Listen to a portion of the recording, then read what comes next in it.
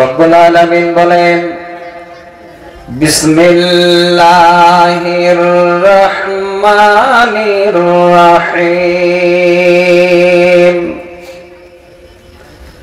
ওয়া মিন আয়াতিহি আন খালাকা লাকুম মিন আনফুসিকুম আজওয়াজাল লিতাসকুনু ইলাইহা। আল্লাহ বলেন এটা নিদর্শন যে আমি আল্লাহ তোমাদের সৃষ্টি করলাম এবং তোমাদের কাছ থেকে তোমাদের জোড়াকে আমি আল্লাহ বানালাম যেন তাদের কাছে তোমরা শান্তি পাও। দ্বিতীয় স্টেপে এবার চলে যান। আল্লাহ বলেন বান্দা ওয়াজআলা বাইনাকুম মাওয়াদ্দাতাও ওয়া রাহমা। আল্লাহ বলেন বান্দারে আমি তোমাদের উভয়ের মধ্যে এত সুন্দর দয়া এবং তোমাদের মধ্যে বড় ধরনের মহব্বত আমি আল্লাহ যেন আরো তৈরি করে দিলাম। আমাদের এই জোড়ার ভিতরে আল্লাহ পাক এমন মায়া মহব্বত সৃষ্টি করে দিলেন যে মায়া মহব্বত আল্লাহ পাক এই জোড়া ছাড়া পৃথিবীর মানুষ আর কেউই বুঝতে পারে না। শেষে আল্লাহ বলছেন ইন্না ফি যালিকা লাআয়াতিন লিকাওমিন ইয়াতাফাক্কারুন। চিন্তাশীল সম্প্রদায়ের জন্য এটা হলো বড় নিদর্শন। তাহলে এবার ভাবেন এই আয়াতের তিনটি স্তবে আমি আপনাদের সামনে তরজমা করলাম। আল্লাহ বলেন যে নিদর্শন আমি তোমাদের সৃষ্টি করলাম, তোমাদের কাছ থেকে তোমাদের বিবিদের সৃজন করলাম যেন তাদের কাছে তোমরা শান্তি পাও। দ্বিতীয় নম্বর স্তবে আল্লাহ বলেন আমি আল্লাহ তোমাদের উভয়ের মধ্যে প্রেম প্রীতি ভালোবাসা এবং দয়া যেন আমি আল্লাহ আরো বেশি বাড়িয়ে দিলাম। কত মায়া, কত মায়া, কত দয়া। আমার মায়েরা আপনাদেরকে দিয়ে উদাহরণটা দিই। এখানে জালসা এসেছেন কোরআন শুনতে, আপনার স্বামী আসেনি, বাড়িতে আছে। হঠাৎ করে যদি একটা দুর্ঘটনার খবর সে স্বামীর আসে, দেখবেন আমার মা বোন যিনারা এখানে আছেন ওই স্বামীর জন্য এখান থেকে পাগলি হয়ে চলবে বাড়িতে। সামনে দেখবে না ছেলে মেয়ে অন্য কেউ আছে, আমার স্বামীর কি হলো, ছুটে চলে যাবে, আগে স্বামীর কাছে গিয়ে হাজির হবে। আল্লাহ কত মায়া, কত দয়া দিয়েছেন, মহব্বত দিয়েছেন। এই কথাটাকে আল্লাহ পাক বলছেন চিন্তাশীল সম্প্রদায়ের জন্য এটা বড় নিদর্শন। একবার ভাবেন, সকলে আল্লাহ আপনাদের আমাদের জ্ঞান দিয়েছেন, চিন্তা করেন যে এটা আল্লাহ পাক রব্বুল আলামিন কত বড় আমাদের জন্য মহব্বতের বস্তু দিয়েছেন।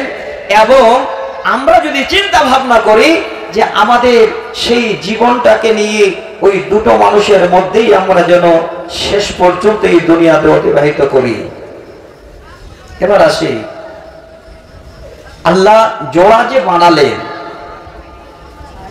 আমার জন্য আমার জোড়া বানিয়েছেন আমার স্ত্রীকে, আপনার জন্য বানিয়েছেন আপনার স্ত্রীকে, আরো অন্য কারো জন্য বানিয়েছেন আপনাদের নিজের স্ত্রীকে অন্য। এখানে কোনো প্লাস পয়েন্ট নেই যে আমার স্ত্রী আমার আনুগত্য না করে, আমার কথা মতো না চলে, আল্লাহ পাক রব্বুল আলামিনের বিধান যেভাবে চলার অর্ডার দিয়েছেন সেই স্বামী আনুগত্য না হয়ে অপর কোন রাস্তায় চলতে পারবে না, একদম পারবে না। অথচ মিলান আপনাদের আমাদের দেশে আপনি যদি চার দোকানে গিয়ে 2 ঘন্টা আড্ডা দেন তো আপনার বিবি হিসাব করে দেখেন দরজায় ফেরিওয়ালার সঙ্গে কমপক্ষে 15 মিনিট গিয়ে যান। আপনি যদি সারা দিনের জন্য অমরপুরে গিয়ে এবার আড্ডা দেন, আপনার বিবি দেখেন আসর বাদ থেকে শুরু করে মাগরিব পর্যন্ত ওই বাজারে সুন্দর করে সব কেনাকাটা করে আপনাকে ফাঁকি দিয়ে সব বাড়ি এসে হাজির। এটা কেন? আল্লাহ পাকের বিধান কি আমাদের এত মজবুত দেননি? আমার মা, আপনারা যদি প্রকাশ্যে চলবেন, প্রকাশ্যে ঘুরবেন, ঘোরার জায়গা আছে, সেই জায়গাটা হলো আপনার বাড়ি। এবার যদি আপনি বাইরে ঘুরতে চান, ঘুরতে পারেন, তার বিধান আছে। কোথায় পাবেন? আল্লাহর কোরআন এখানে আছে। আল্লাহর কোরআন খোলেন, সূরা আহজাব আয়াত নাম্বার 33। আল্লাহ পাক রব্বুল আলামিন সুন্দর করে বিধান দুটো বলছে। কি বলেন আল্লাহ? আল্লাহ পাক বলেন, ওয়াকারনা ফি বুয়ুতিকুন্না ওয়ালা তাবাররাজনা তাবাররুজাল জাহিলিয়াতিল উলা। আল্লাহ বলেন, তোমরা তোমাদের স্বগৃহে বসবাস করো। কোরআনের তরজমাটা শুনেন, আমি একটুকু বাড়তি বলবো না। আল্লাহ বলেন, বান্দারে, আমি আমার তরফ থেকে এই সংবাদটা দিলাম, শোনো। খাস করে এই আয়াতটাকে আল্লাহ নবীর বিবিদেরকে বোঝানোর জন্য প্রথমে ইঙ্গিত করা হলো। আল্লাহ বলেন, হে বান্দিরা, তোমরা তোমাদের স্বগৃহে বসবাস করো। আর যখন তোমরা তোমাদের বাড়ি থেকে ওই অর্ধনগ্ন, বেপরদা, বেহায়া, ওই অশিক্ষিত জামানার মেয়েদের মতো করে তোমরা বের হও না। আল্লাহ বের হতে নিষেধ করেননি, বের হতে বলেছেন। কেমন? ইঙ্গিত করলেন যে তোমরা তোমাদের স্বগৃহে বসবাস করো, আর জাহেলিয়াতের জামানার মেয়েদের মতো করে তোমরা বাড়ি থেকে বের হও না।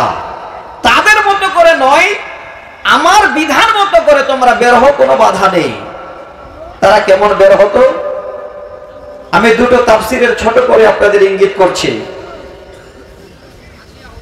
যে তাফসিরগুলো আমাদের সামনে খুব প্রসিদ্ধ, তাফসির ইবনে কাসির, তাফসির আহসানুল বায়ান, তাফসির ইহসান, এই রকমের বেশ কিছু তাফসির, যেই তাফসিরগুলোর মাধ্যমে এই দুটো জিনিসকে আমরা খুঁজে পাচ্ছি। তারা বাড়ি থেকে কেমন বের হতো শোনে। এক নাম্বার হলো, যখন তারা নিজের বাড়ি থেকে বের হতো, তাদের শরীরে তারা পরিপূর্ণ যেন কাপড় গায়ে দিতে দিয়ে বের হতো না। অর্ধনগ্ন উলঙ্গ হয়ে বাড়ি থেকে এমন করে তারা বের হতো। আল্লাহ পাক এই জন্য ইঙ্গিত করেন, ওরে আমার বান্দিরা, তোমরা তোমাদের স্বগৃহে বসবাস করো, আর জাহেলিয়াতের জামানার মেয়েদের মতো করে বের হও না। দ্বিতীয় ইঙ্গিত আল্লাহ করেন, তারা বের হওয়ার নিয়মটা কেমন তারা জারি রেখেছিল। যদি কোনো জিনিসের প্রয়োজন মনে হতো, কোথাও যাওয়ার প্রয়োজন মনে হতো, হে মায়েরা, আপনাদের বলছে শুনেন, নিজের স্বামীকে তারা বলার কোনো প্রয়োজন মনে করত না। নিজের ইচ্ছা মতো তারা নিজের বাড়ি থেকে বের হয়ে যেত।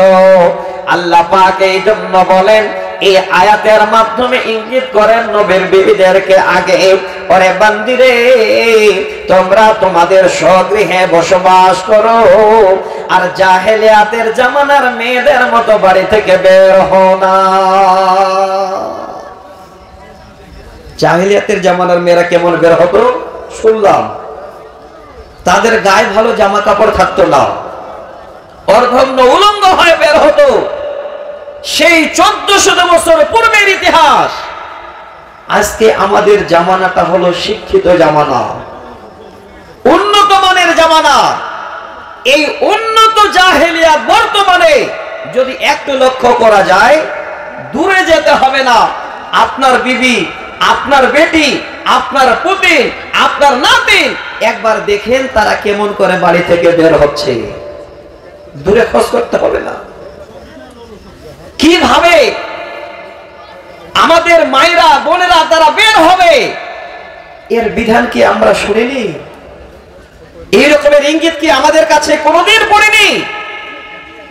কিভাবে আমার মায়েরা বোনেরা চলবেন, তার জন্য আল্লাহ পাক আবার সূরা আহজাবের 59 নম্বর আয়াতে ইঙ্গিত করছেন এই রকমের একটা মানুষকে, যেই মানুষের মাধ্যম দিয়ে সারা পৃথিবীর মানুষ যেন এই কোরআনের বাণী, এই দ্বীনের বাণী মানুষ শুনতে পেল। তিনি কে? নবী মুহাম্মদ রাসূলুল্লাহ সাল্লাল্লাহু আলাইহি ওয়াসাল্লাম। এবার তিনাকে আল্লাহ পাক রব্বুল আলামিন ইঙ্গিত করছেন। দেখেন কথাটা ভালো করে বুঝেন। তিনি হলেন মানব কুলের শিরোমানব, ইসলাম ধর্মের শ্রেষ্ঠ মানব, যার মাধ্যম দিয়ে ইসলাম সারা পৃথিবীর মাটিতে প্রচার হয়েছে, মানুষ সেই বাণী পেয়েছে। তিনাকে আল্লাহ পাক রব্বুল আলামিন আগে ডেকে বলছেন, এখান থেকে আপনারা আমরা যারা বাড়ির মালিক, আপনারা যারা মালিকানা করছেন, আপনারা এইখান থেকে একটু জ্ঞান অর্জন করবেন যে আল্লাহ পাক ইঙ্গিত করলেন নবী মুহাম্মদ সাল্লাল্লাহু আলাইহি ওয়াসাল্লামকে, আর এই ইঙ্গিতের মাধ্যম দিয়ে এখানে আমাদের যারা বাড়ির মালিক তাদেরকে বুঝতে বললেন। কি বলে?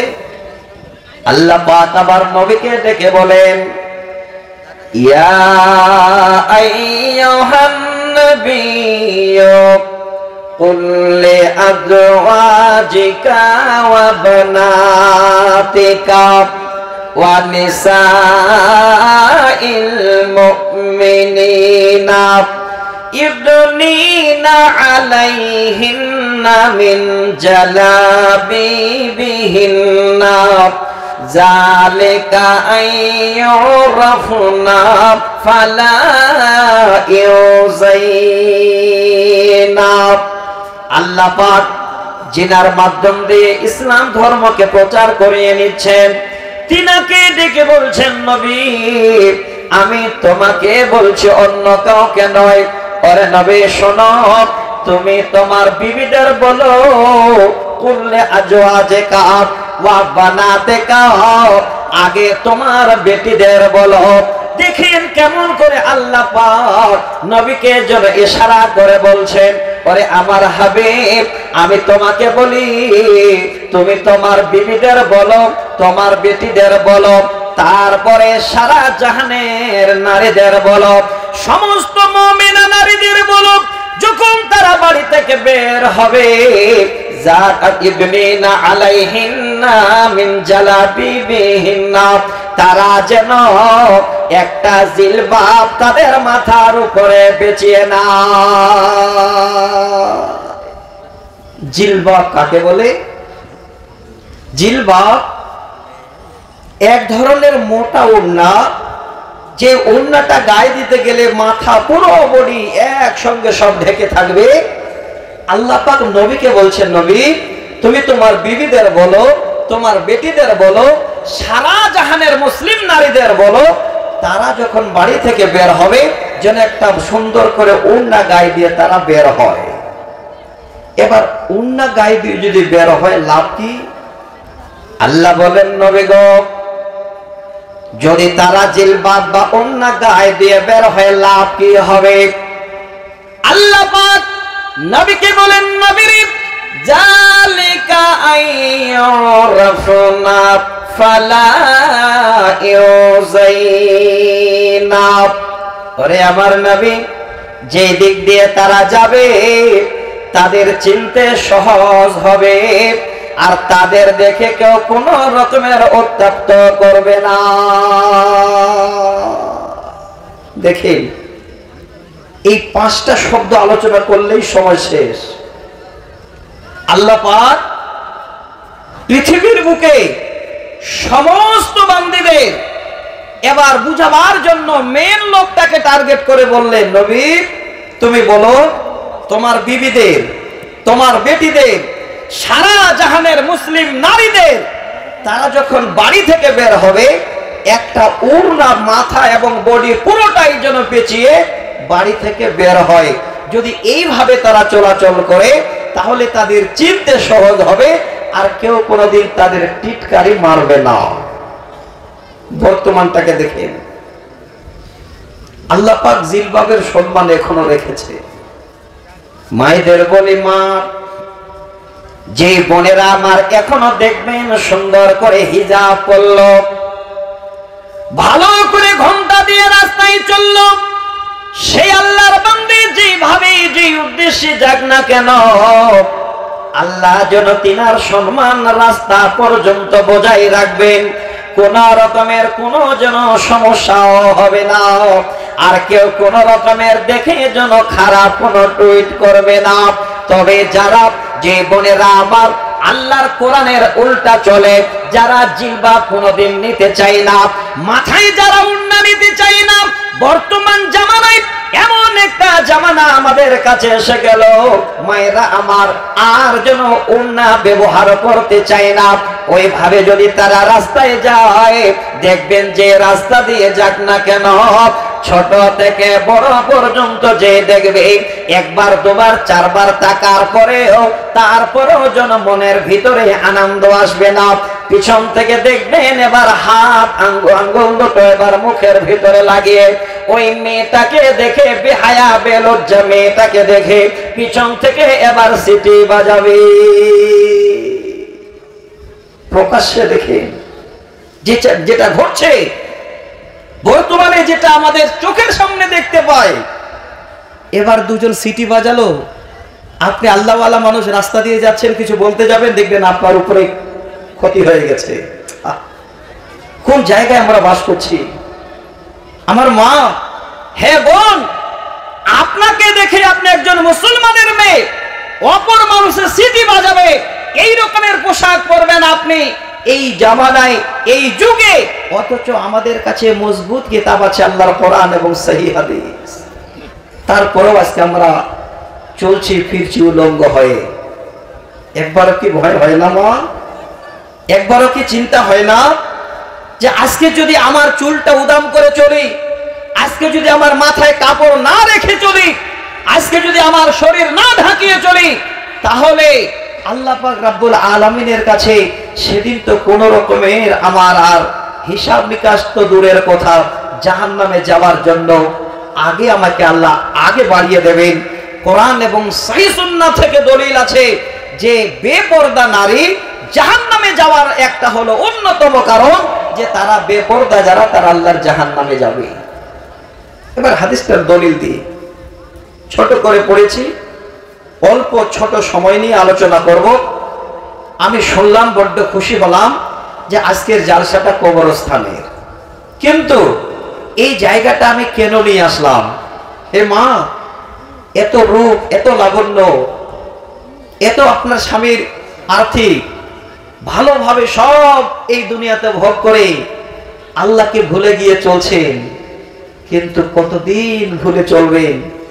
যেদিন ডাকটা হয়ে যাবে, আপনার রূপ লাবণ্য যা যাবতীয় সব থেকে যাবে। যেই কবরস্থানের জন্য আপনারা জালসা করছেন, সেখানে নিয়ে গিয়ে আপনাকে সারা জন্মের মতো কিয়ামতের পূর্ব পর্যন্ত আর কেউ খোঁজ নেবে না আপনি কিভাবে আছেন, আর দেখাও হবে না। সেখানে নিয়ে গিয়ে আপনাকে রেখে আসবে। সেখানে কিভাবে থাকবেন তার কষ্টের কথা আমি বলতে যাচ্ছি না, আলামে বারজাকার এই আপনাদের সামনে একটা ওয়ার্ড উচ্চারণ করব না। পরকালে তার বিনিময়টা আপনারা কি পাবেন? যারা দুনিয়াতে আনন্দ করলেন, বেহায়া বেপরদা হয়ে জীবন যাপন করলেন, হাদিসটাকে শোনেন।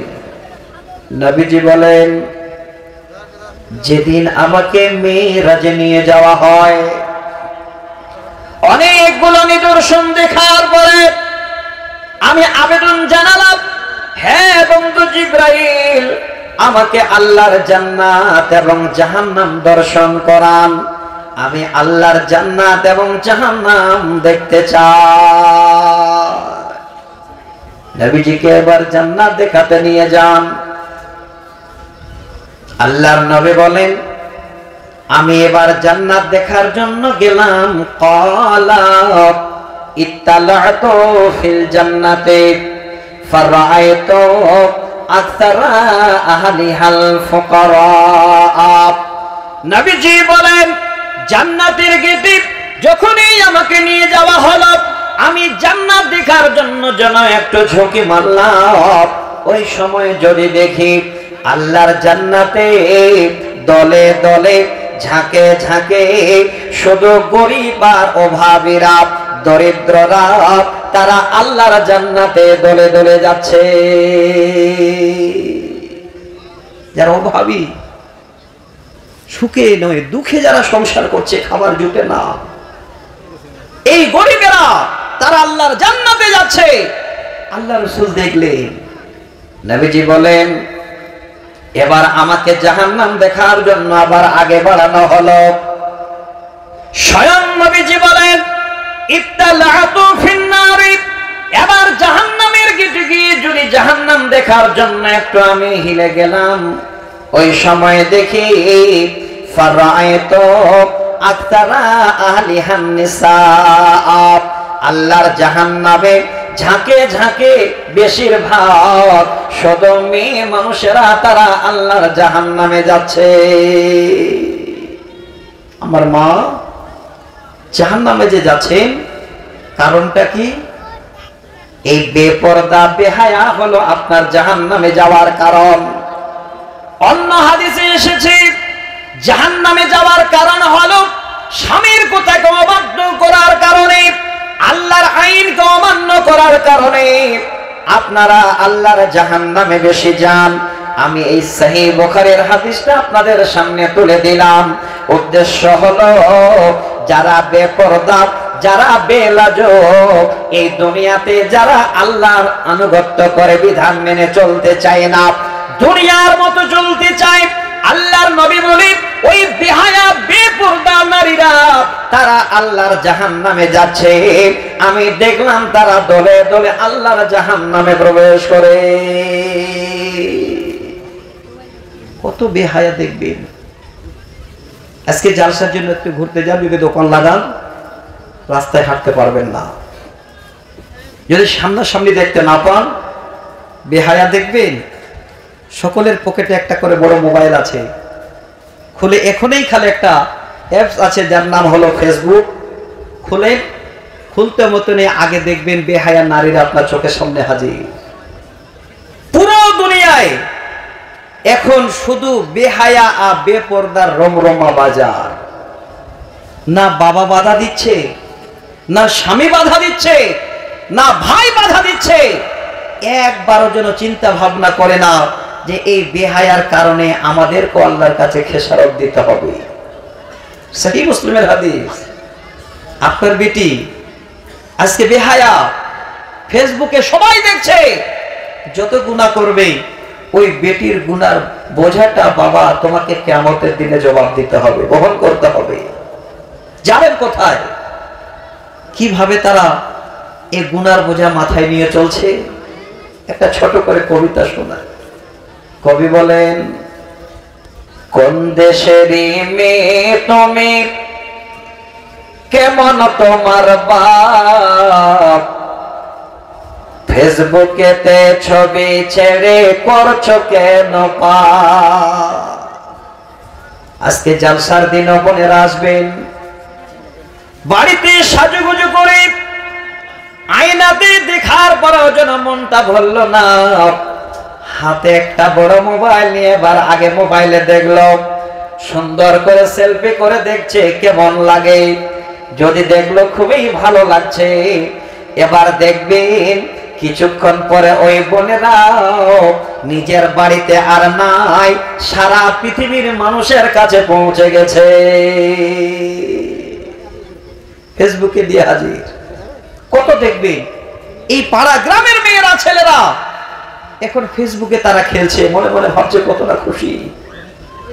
দুটো হাদিস শোনাবো, বেশি নয়। আমার মা, হে বোন, যারা পর্দার আড়ালে বসে আছেন আজকে এত সুন্দর পর্দার ভিতরে, এখানে নয় যতদিন বেঁচে থাকবেন, যদি এই পর্দা তাপ করা নিজের কাছে করে চলতে পারেন, আল্লাহর জান্নাত যাওয়ার জন্য রাস্তা সহজ। কবি যেন বলেন, কোন দেশেরই মেয়ে তুমি, কেমন তোমার বাপ, ফেসবুকেতে ছবি ছেড়ে করছো কেন পাপ। ছেলে মেয়েদের পাশে বসে শিক্ষা দেয় না ভাই, মা বাবাকে কেমন লাগে ফেসবুকে জিগায়। লজ্জা শরম হয় না কেন, লজ্জা শরম হয় না কেন, চাও না কেন মা?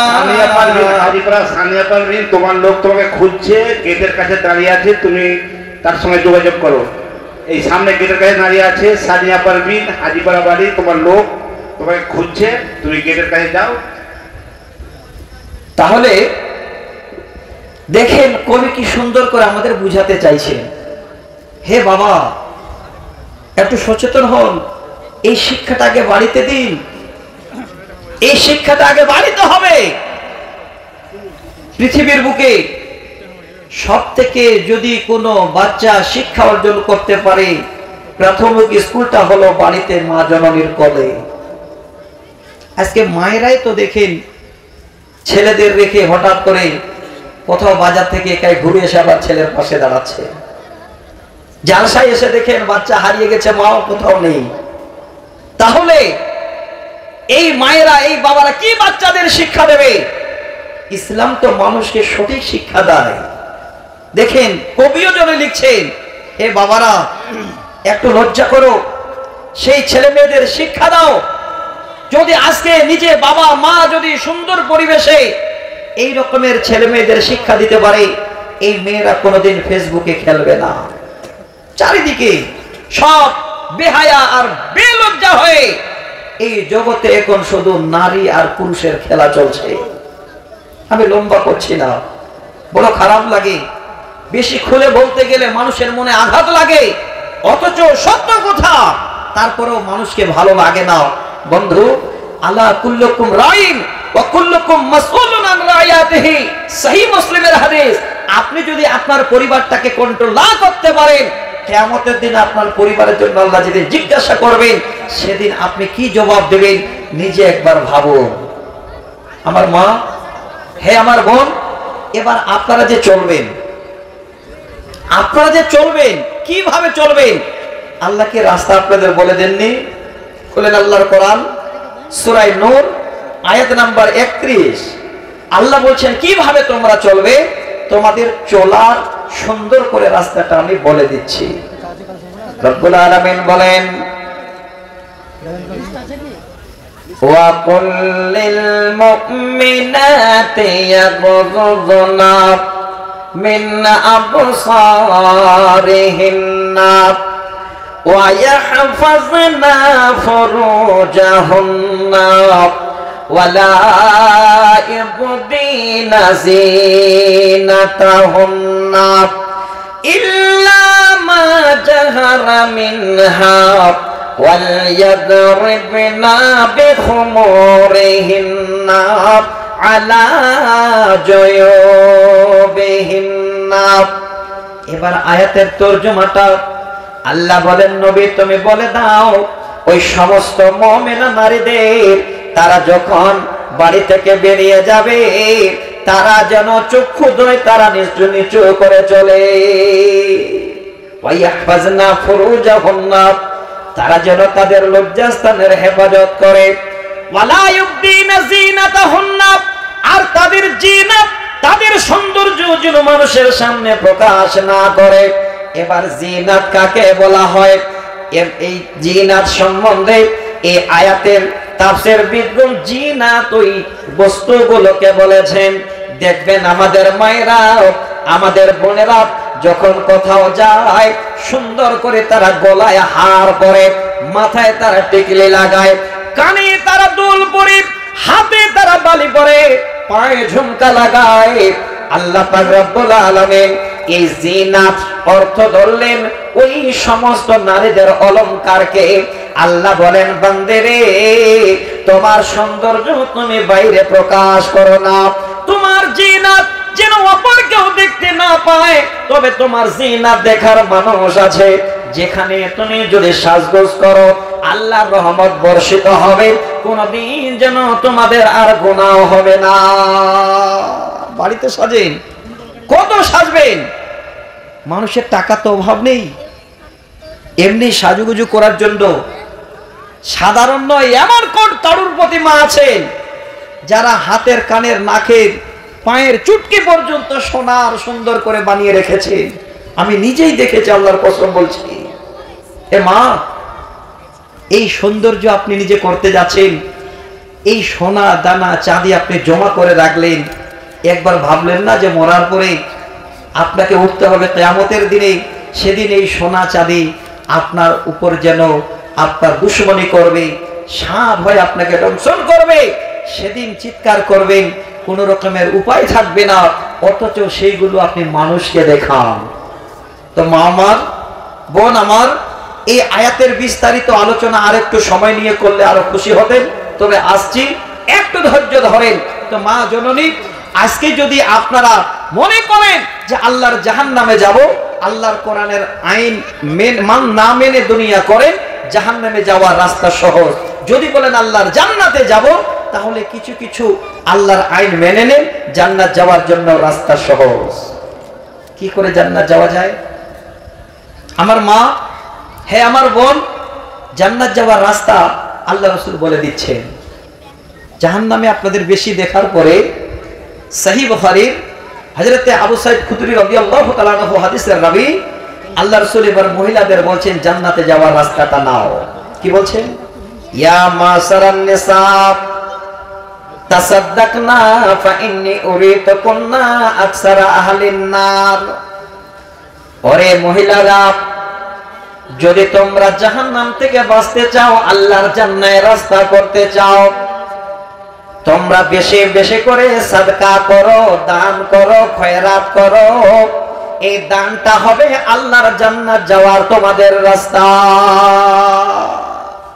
আল্লাহর নবীকে প্রশ্ন করেছিলেন, ফাকুলনা বিমা ইয়া রাসূলুল্লাহ, ওগো আল্লাহর নবী, আমরা জাহান্নামে বেশি যাই, তার কারণটা যদি বলতেন আমরা বড় খুশি হতাম। নবীজি বলেছিলেন, ক্বালা তাকসারুল্লাহনা ওয়া তাকফুরুনাল আসীরা, অল্প ধনে তোমাদের মন ভরে না, আর তোমাদের স্বামীর কথাকে অমান্য করো, এই কারণে তোমরা আল্লাহর জাহান্নামের রাস্তায় বেশি। অতএব হে মহিলারা, তোমরা জান্নাত যাবার জন্য বেশি বেশি করে তোমরা সাদকা করো। সাদকা জান্নাতে নিয়ে যাবে। আমার বাপ, আপনারা বলবেন হাদিসটা তো মহিলাদের কথা বললো, তাহলে আমাদের কথা নেই। উকবা বিন আমির রাদিয়াল্লাহু তাআলা আনহু হাদিসের রাবী, তিনি বলেন, হে পৃথিবীর মানুষ, ইন্না সাদাকাতা লা তুতফিউ হাররাল কুবুর মিন আহলিহা ওয়া ইন্নামাল মুমিনু ইয়াস্তাদিল্লু ফি সাদাকাতি মালি সাদাকাতিহি। আল্লাহর নবী বলেন, উকবা বিন আমির হাদিসের রাবী, নবীজি বলেন, ওরে পৃথিবীর মানুষ, যদি তোমরা সাদকা করো, যদি তোমরা আল্লাহর রাস্তায় দান করো, তাহলে কবরের কঠিন আযাব থেকে তোমরা পরিত্রাণ পাবে। দ্বিতীয় পরিত্রাণ হলো কিয়ামতের দিনে মানুষ যেদিন ত্রাহি ত্রাহি করবে, কেউ কোথাও আশ্রয় নেয়ার জায়গা পাবে না। আল্লাহর নবী বলেন, যদি কেউ সাদকা করে, যদি কেউ দান করে, তাহলে তার সাদকা, তাহলে তার দান কিয়ামতের দিনে যেদিন সূর্যটা মাথার কাছে নেমে আসবে, মানুষের মগজগুলো গলে টগবগ করবে, সেদিন ওই সাদকা ওই বান্দার যেন মাথার উপরে আর সূর্যের নিচে সুন্দর করে ছায়া হয়ে দাঁড় হবে। অতক্ষণ পর্যন্ত, যতক্ষণ পর্যন্ত হিসাব নিকাশ না হবে, কিয়ামতের দিনে এই সাদকা, এই দান খয়রাত আপনার জন্য ছায়া হয়ে দাঁড়াবে। তাহলে কি করতে হবে? সাদকা করতে হবে, দান করতে হবে। কখন করতে হবে? যখন মরে গেলেন তখন না।